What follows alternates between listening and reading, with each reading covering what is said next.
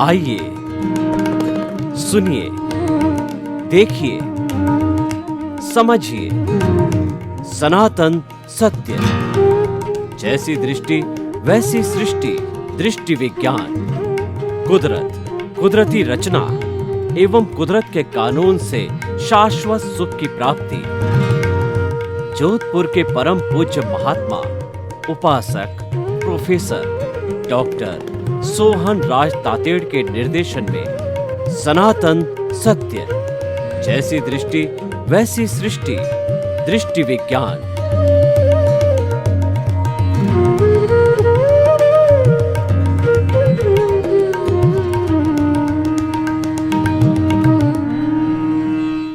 भाई और बहनों, मातृशक्ति को नमन। आज का हमारा बहुत सुंदर विषय है, जो चाहते हैं वह होता क्यों नहीं। यह एक प्रैक्टिकल अप्रोच है कि हम जीवन के अंदर बहुत सी चीज़ें चाहते हैं। बाल्यावस्था में चाहते हैं, किशोर अवस्था में चाहते हैं, और जो है हम जवानी की अवस्था में चाहते हैं, प्रौढ़ में चाहते हैं, और वृद्धावस्था में चाहते हैं। ऐसा होना चाहिए, ऐसा होना चाहिए, पर होता नहीं है। हम उसका रियल कारण जानना चाहते हैं, क्योंकि सनातन सत्य हमें जो विश्व की रियलिटी की तरफ बताता, what is the ultimate reality of this world, वो सनातन सत्य बताता है। और वो बताने का कारण क्या है कि हमने कुदरत की रचना और कुदरत के कानून को आधार बनाया। कुदरत के ऊपर कोई नहीं है। अगर मैं तो कुदरत के ऊपर किसी को नहीं मानता हूँ, और फिर भी आपको कुछ पता हो कुदरत के ऊपर कोई है तो कृपया अवश्य बतावें।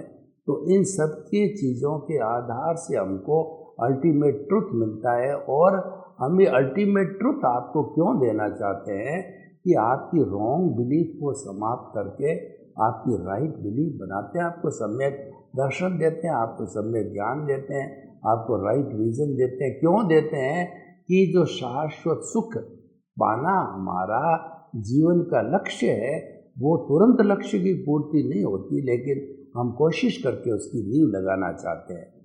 तो हम चाहते हैं, वो होता क्यों नहीं। इसका देखिए कारण है। कारण ये है कि आप सबसे पहले भूत, भविष्य और वर्तमान तीनों को समझो, तीनों को अखंड रूप से समझो।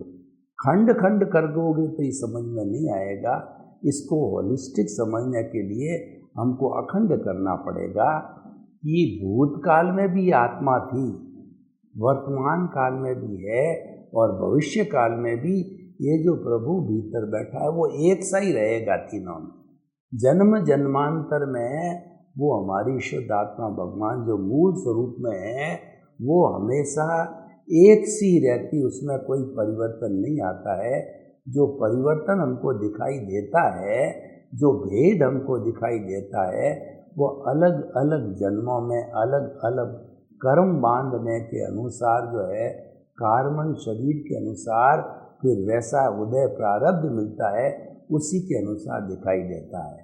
तो देखिए, आज वर्तमान में मैं सोहन राज नाम का व्यक्ति हूँ, तो मान लीजिए कि भूतकाल के अंदर वो मोहन राज नाम का व्यक्ति था, मान के चलिए, और भविष्य काल में वो यशवंत राज नाम का व्यक्ति बनेगा। अब मोहन राज, सोहन राज और यशवंत राज ये तीन काल के तीन व्यक्ति है, लेकिन तीनों काल के अंदर हमारी जो एविडेंस है, हमारी जो प्रेजेंस है, और हमारा जो उपकार है, वो मूल आत्मा भगवान का एक सा ही है। उन्होंने तो जन्म जन्मांतर के अंदर किसी भी समय के अंदर ये कर्म शरीर के साथ एविडेंस बना दी थी, और अभी तक उससे उनको छुटकारा नहीं मिला है, वो छूटना चाहता है। देखिए, भगवान महावीर को उनके शिष्यों ने पूछा कि भगवान हमको बताइए कि क्या ऐसी कहना चाहिए कमजोरी थी, व्यवस्था थी कि इस जो है चेतना को, आत्मा को इस कॉजल बॉडी कर्म शरीर जो कि जड़ है उसके साथ जुड़ना पड़ा। ऐसी क्या व्यवस्था थी और ये कब से जुड़े हुए हैं? तो भगवान को इसका समय का पता नहीं था, तो उन्होंने प्रति प्रश्न किया अपने जो है वो शिष्यों को कि आप बताइए कि पहले मुर्गी हुई या अंडा हुआ। शिष्यों ने खूब चिंतन किया, मुर्गी बिना अंडा नहीं होता, अंडे बिना मुर्गी नहीं होती है। तो उन्होंने जो है वह कहा कि भगवान हम तो अज्ञानी हैं, हम तो कुछ जानते नहीं हैं, वो आप ही बताइए। भगवान ने कहा मुझे भी इसका जवाब ध्यान नहीं है, ये पश्चानुपूर्वी है, यानी अनंत काल से ये दोनों आपस में जुड़े हुए हैं। तो मूल कारण क्या है कि दोनों का आपस में जुड़े रहना। अब देखिए कि भूतकाल के अंदर मोहनराज था, तो मोहनराज ने अपने हिसाब से चार्ज किया, प्रतिष्ठा की, मुझे ऐसे माता पिता पति पत्नी काम धंधा और जो मुझे इस तरीके का प्रवचन देना और ये सारी चीज़ें जो है मुझे मिलनी चाहिए। कॉज डालते रहे, प्रतिष्ठा करते रहे और उसके बाद के अंदर जो है वो भाव डालते रहे, भाव कॉज प्रतिष्ठा ये पर्यायवाची है, वो डालते रहे। एक कॉज को जो है हम कॉज कहते हैं, उसका हमको इफेक्ट मिला, ये शरीर उसका इफेक्ट है। Without the cause there is no effect at all. Cause and effect is the law of the nature. बिना कारण के कार्य नहीं होता है, तो ये प्रकृति का नियम है। तो जो है वो भाव डालते रहे समय समय पर, तो उनके भाव जो है पकते रहे और वो कॉजल बॉडी बन गई एक पूरी भावों के सहायता से, भाव कर्म बन गया। तो उनका जितना आयुष्य था समाप्त हुआ मोहनराज का। मोहनराज का आयुष्य समाप्त होते ही इस सोहनराज ने जन्म लिया। तो जैसी जैसी प्रतिष्ठा की थी, जैसे जैसे कर्म बांधे थे, उसे उदय और प्रारब्ध के अधीन एग्जैक्टली उसके अधीन ही जो है वह जो है खुलता रहा और सोहन राज रूपी ये मन वचन काया का पुतला बाल्यकाल से हुआ, बड़ा हुआ, फिर जो युवा हुआ, फिर प्रौढ़ हुआ, फिर वृद्ध हुआ, और ये जैसा जैसा बांधे हुए थे वो भुगतान भोगता रहा और जितना आयुष्य उतना पूरा करके, और फिर सोहन राज भी, यानी मैं भी कॉज डाल रहा हूँ। मैं तो अब ये कॉज में कोशिश, जैसा कि मैं आपको ये सनातन सत्य कार्यक्रम दे रहा हूँ और मैंने ज्ञान लिया हुआ है, तो मैं तो हर वक्त जो है यह भावना बहा रहा हूँ कि मेरा अगला जन्म सिमंदर स्वामी के चरणों में हो। हे पांचाली गुली देवी, चंद्रायण यक्षदेव, हे शासन देवी देवताओं, मुझे सिमंदर स्वामी के चरणों में कोई भी जो है पहुँचने में वो जो कोई भी रक्षण करो, कोई भी कष्ट न आवे और मैं अवश्य पहुँचूँ। और हे दादा भगवान, आप रोज़ उड़न खटोला लेकर के और भवी जीवों को सिमंदर स्वामी के दर्शन कराते हो, उनके चरणों में प्रस्तुत करते हो, तो मुझे मुक्ति को जाना, मुझे मोक्ष को प्राप्त होना है, मेरा हार्दिक इच्छा है। मैं भावना बहा रहा हूँ, मुझे आप सिमंदर स्वामी के चरणों में प्रस्तुत करो।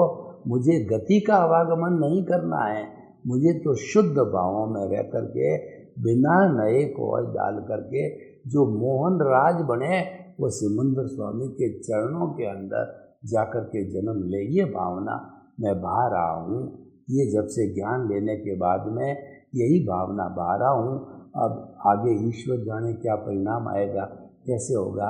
तो मेरे कहने का अर्थ ये है कि जो कुछ भी हम पूर्व जन्म में भाव डाल के आए हैं, प्रतिष्ठा करके आए हैं, जो है कर्म शरीर बना के आए हैं, उसी के अनुरूप ही प्रारब्ध और उदय के अनुरूप हमको जो है वैसा फल मिलता है। क्योंकि हमने जो पिछले जन्म के अंदर जो कोई भी आंसर शीट बनाई, क्वेश्चन आंसर किए और उसके अंदर जो भी करेक्शन देना था, डिलीशन, एडिशन, कॉन्ट्रैक्शन, जो कुछ भी करना था हमने कर दिया, और उसके बाद में आंसर शीट है वो चली गई, जो है वो अपने एग्जामिनर यानी नेचर के पास चली गई। तो नेचर जो है अब हमको परिणाम देगी, परिणाम वो देगी जैसा हमने पेपर किया है। वो नेचर कुदरत है वह कोई भी पक्षपात नहीं करती है, वो तो हुआ सो न्याय के सिद्धांत पे चलती है। वो ऐसा परफेक्ट न्याय करती है कि बिना उपादान के किसी भी सूरत में कुछ भी नहीं करती है। जितना उपादान है उदय प्रारब्ध होता है, उतना ही उसी व्यक्ति को निमित्त के रूप में लाके खड़ा कर देती है। वो संजोग जुटाती है।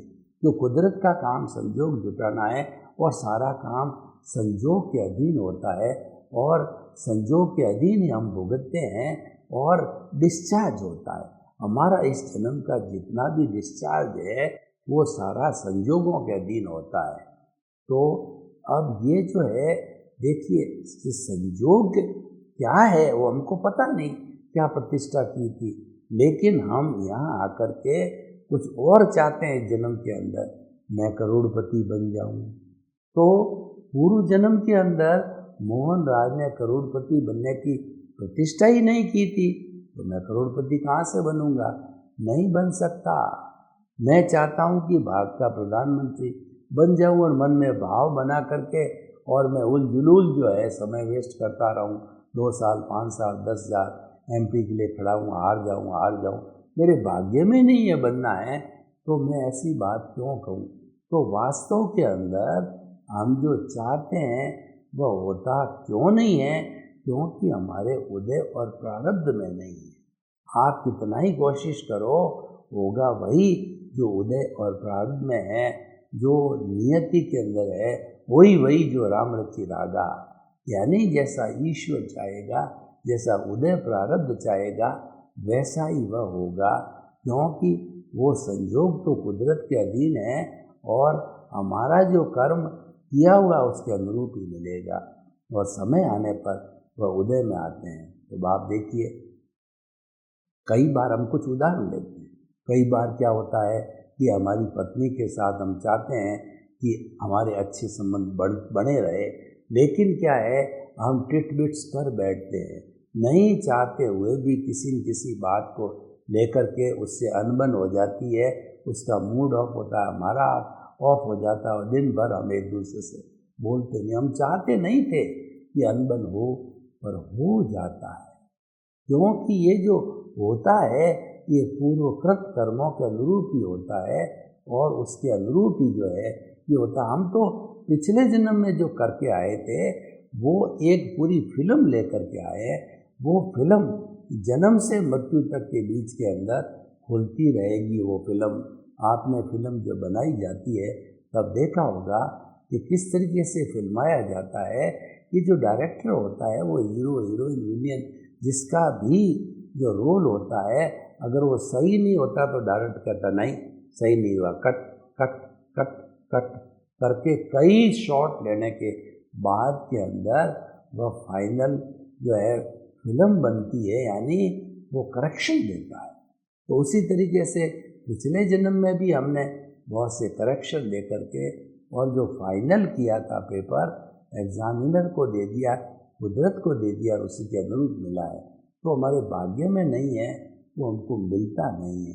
अब ये बात अलग है कि हम भाग्य के भरोसे हमको नहीं बैठे रहना है, हमको पुरुषार्थ तो करते ही रहना है, और पुरुषार्थ करने के बाद भी हमको जो चाहते हैं वैसा रिजल्ट नहीं मिलता है, तो फिर हमें भगवान कृष्ण ने गीता के अंदर जो थ्योरी बताई निष्काम कर्म की, वो ये कर्म तो करते रहो, कर्म करना पड़ेगा, कर्म से आप बच नहीं सकते हो। हम ये भी देखें कि जो हम रात्रि के समय के अंदर जब हम नींद लेते रहते हैं तब हमारा अवचेतन मन है हमको स्वप्न दिखाता है, तो उस वक्त भी हम कर्म करते रहते हैं। कर्म जन्म से मृत्यु तो करना ही पड़ेगा, व्यक्ति करता ही है, परंतु करने के साथ के अंदर हमको एक पद्धति बनानी है। हम इसको लाइफ स्टाइल कहते हैं, way of living, science of living, art of living बनानी चाहिए कि आप लिविंग कैसे करो। आप कर्म करते रहो, पुरुषार्थ करते रहो, जीवन से मृत्यु तक कभी भी रुकना नहीं है, पर वह निष्काम कर्म करो, यानी वो फल की बिना इच्छा बन करके करो, फल की इच्छा मत लाओ। तो उसका नतीजा क्या होगा कि जो होना है प्रारब्ध उदय में वही होगा, और हमारा चाहा हुआ नहीं होगा, तो हमने चाहा भी नहीं, नहीं हुआ तो हमने उसको मान लिया, हुआ सो न्याय। यानी प्रकृति ने जो किया है, कुदरत ने किया है, वो न्याय है। कुदरत तो हमेशा न्याय की है। हमारा कोई रिएक्शन नहीं, हमारी कोई तकलीफ नहीं, हमारा कोई टेंशन नहीं। हम तो ये मान के चल रहे थे कि हुआ सो न्याय है, निष्काम कर्म की थ्योरी पर चलते हैं। और देखिए, हमारा जो सनातन सत्य कार्यक्रम है वह निमित्त निर्दोष अकर्ता और शुद्ध आत्मा के ऊपर आधारित है। तो हमको तो जब ज्ञान दिया गया तो हमको अकर्ता बना दिया गया, अकर्ता पद हमारे से छीन लिया गया फॉर एवर। जब छीन लिया गया है तो आप बार बार अकर्ता की बात क्यों करते हो? क्या होता है कि हमारे जन्म जन्मांतर में संस्कार जमे हुए हैं, और ये जन्म जन्मांतर का जो है हमारा जो कार्बन शरीर है, जो कि बर्फ की शिला की तरह पिघला हुआ और डिस्चार्ज हो रहा है, तो उसका फोर्स इतना होता है, हमारा अभ्यास ऐसा होता है कि हम चला के कर्ता बन जाते हैं। जबकि कर्ता पद छीन लिया, हम कर्ता नहीं है, फिर भी जो है हम अहंकार के वशीभूत होकर के यह काम मैंने किया, करोड़पति मैं बना, लखपति मैं बना, और जो है यह घर मेरा है, ये परिवार मेरा है, ये बाल बच्चे मेरे हैं। अरे भाई, तुम तो उसके ट्रस्टी हो, तुम तो उसके कस्टेडियन हो। तुमको ज्ञान देते ही जो है तुमको बता दिया कि तुम्हारी खुद की कोई चीज़ नहीं है, नो ऑनरशिप नो डूअरशिप। ये छीन लिया गया था और आत्मपद पर बिठा दिया था, आपको ज्ञाता दृष्टा बना दिया, आपको दृष्टि विज्ञान से जोड़ दिया, आपको भेद विज्ञान करा दिया, और पुनः पुनः आप वापस जो है कर्ता बन जाते हो फोर्स से। लेकिन जो जिस वक्त में ज्ञान दिया तो पक्का प्रबंध कर दिया गया था। आपके जो है एक बाड़ लगा दी थी 5 आज्ञा की, और जो एक सुरक्षा कवच बना दिया था आपको, वो प्रज्ञा का संसार है। वो प्रज्ञा का संसार आपको अज्ञा में जाने ही नहीं देती है। आप भटक करके जाने की कोशिश करोगे, उससे जुड़ करके, क्योंकि जन्म जन्मांतर का आपका अभ्यास है, और अभ्यास होता है तो व्यक्ति जाता ही है, निश्चित तौर पे जाता है। वो आपको खींच लेती है, क्योंकि वो सुरक्षा कवच हैंडल की हुई होती है। वो कहती कहाँ जा रहे हो, आपका जो कॉलर खींचती है, खींच के बाहर लाती है, तुम्हारे को अज्ञा से नहीं जुड़ना है। तुम तो जो है अपना प्रायश्चित करो, भूल करो कि तुम कर्ता बन गए शॉर्ट टर्म के लिए, तुमको नहीं बनना है। तुम्हारा यज्ञ छीन लिया गया है, समाप्त हो गया है तुम्हारा कर्ता पद। तुम्हारा मात्र जो है अब आत्मपद पर है।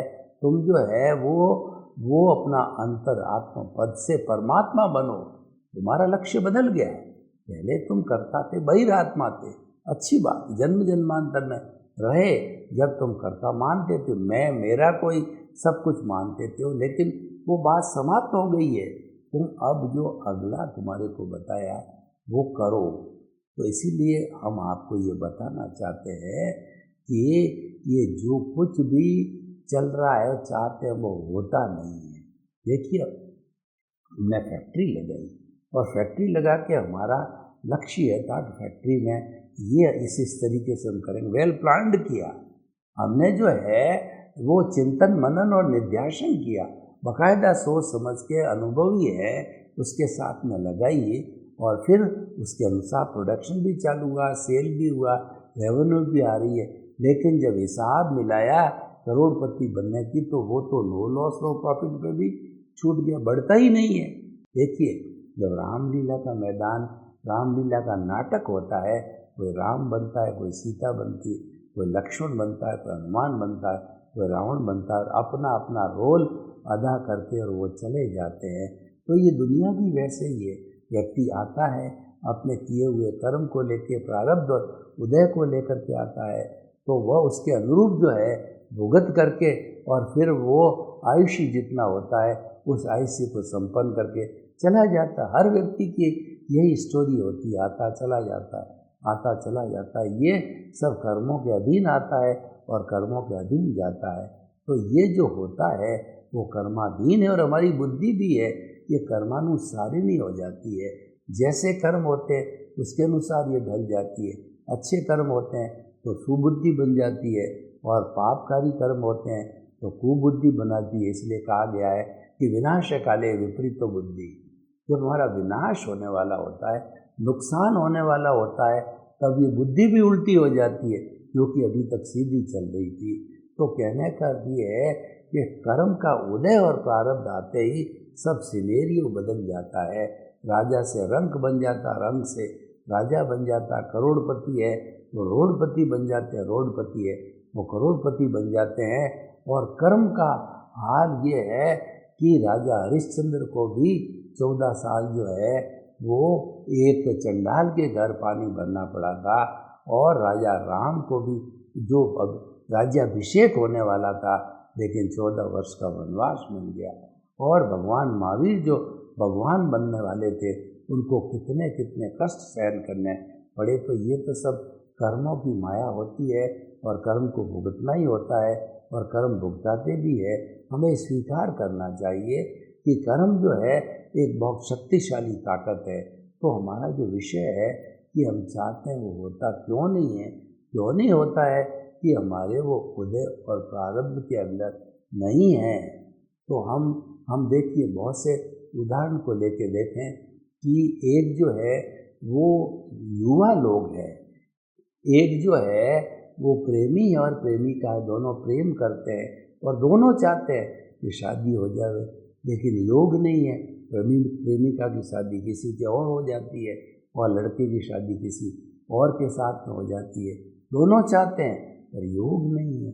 ये सारा योग कराता, योग मतलब ये संयोग है, सब संयोग के अधीन है, और ये कुदरत करवाती है। और कुदरत भी क्या है कि पूर्व जन्म में प्रतिष्ठा डाल दी होती है, जो हमारे भाव कर्म कहिए वो इकट्ठे हो जाते हैं, उसके हमारी प्रतिष्ठा हो जाती है। उसके अनुरूप जो डिस्चार्ज प्रतिष्ठा होती है, पहले तो वो चार्ज प्रतिष्ठा होती थी, प्रतिष्ठित आत्मा चार्ज करती थी, और इस जन्म में वही चार्ज प्रतिष्ठित आत्मा डिस्चार्ज में चली जाती है। तो वैसे वैसे परिणाम देती है, वैसे वैसे भोग कराती है जो लिखा के लाए हैं। तो इसीलिए कहा गया है कि विधाता ने जैसे लेख लिए वो लिख लिए होते हैं, वैसा ही होता है, भुगतना होता है। तो लेकिन प्रश्न ये है कि हम चाहते हैं जैसा होता नहीं है, तो फिर हम चाहें क्यों। अब हम कंक्लूजन की बात करें कि चाहा हुआ होता नहीं है, तो आप चाहते ही क्यों। आप जो है निष्काम कर्म करो, आप फल की इच्छा करो ही मत, तो आपको कोई कष्ट भी नहीं होगा। ये बात अलग है कि पुरुषार्थ करते रहना चाहिए, और वास्तव में वो होता है सारा रिलेटिव पुरुषार्थ होता है। वह भी क्या है कि हमारी एक संतुष्टि है कि हमने पुरुषार्थ कर लिया। वो तो आप करते तो भी वैसा ही होता, नहीं करते तो भी वैसा ही होता है। यानी हम देखते हैं कि कई बार जो है व्यक्ति को बिना परिश्रम किए हुए बहुत बड़ा फायदा होता है, और एक व्यक्ति अथक परिश्रम करता है और उसको लाभ नहीं मिलता है। तो ये सब क्या है कि चाहते वैसा होता नहीं, और बिना चाहे हो जाता है। ये सब कर्माधीन है, ये कर्मों के उदय और प्रारब्ध से है। तो इसीलिए जो है हमें अपने कर्म करते रहना चाहिए। और देखिए, जब ये हम जो इस जो दायरे से हमको बाहर निकलना चाहिए।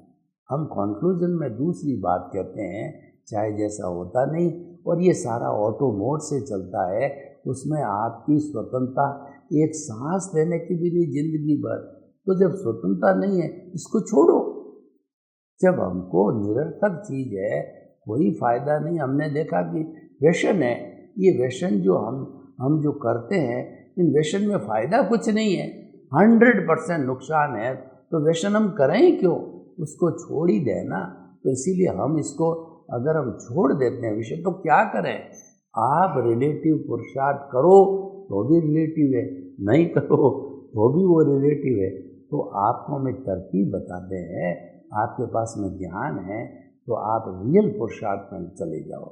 आप जो है दृष्टि विज्ञान में चले जाओ।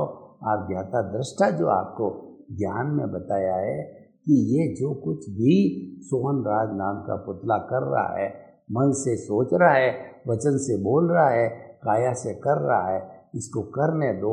सिर्फ मात्र जानो और देखो, और आप तो अपनी दिशा को ऊर्ध्वगामी कर दो, अपनी दिशा को ऊपर की ओर कर दो। सेल्फ रियलाइजेशन करो, इंट्रोस्पेक्शन करो, अपना स्वयं का निरीक्षण करो, परीक्षण करो। आपका सब रियल पुरुषार्थ में समय लगाओ कि चिंतन करो कि मैं कौन हूँ, मैं कहाँ से आया हूँ, मुझे कहाँ जाना है, क्योंकि ये केवल मनुष्य ही कर सकता है। तो आप समय उसमें क्यों बर्बाद करते हो? आप जहाँ समय पे लगाना वही करो, उससे आपको सफलता हासिल होगी। वो हासिल क्यों होगी कि जो चेतना का दायरा है, ये जितनी मैं दृष्टि विज्ञान की बात करता हूँ वो चेतना का दायरा है। चेतना पर जड़ के कानून लागू नहीं है और जड़ पर चेतना के कानून लागू नहीं है। तो जब आप चेतन के पायले में आ गए, चेतना के कानून के पाले में आ गए, तो आप चेतना का चिंतन करते हो, चेतनामय हो जाओ, सारा काम उसके परामर्श से करो, उसके दिशा निर्देश के अंदर चल करो, तो आपको निश्चित तौर से तरक्की होगी। तरक्की क्या होगी कि आपको ऐसी अच्छी नींव लग जाएगी शाश्वत सुख की कि कुछ ही जन्मों के अंदर आप सिद्ध बुद्ध और मुक्त बन सकते हो। सर्वे भवन्तु सुखिनः, सर्वे सन्तु निरामया। लोक के सब जीवों को सुख मिले, शांति मिले, आनंद मिले, परम ज्ञान मिले। परम ज्ञान से ही मुक्ति है और सच्ची मुक्ति कषाय मुक्ति है। हम अपने जीवन को मुक्त करें, शाश्वत सुख को प्राप्त करें। आपके प्रति मंगल भावना, शुभकामना। ओम शांति, ओम शांति।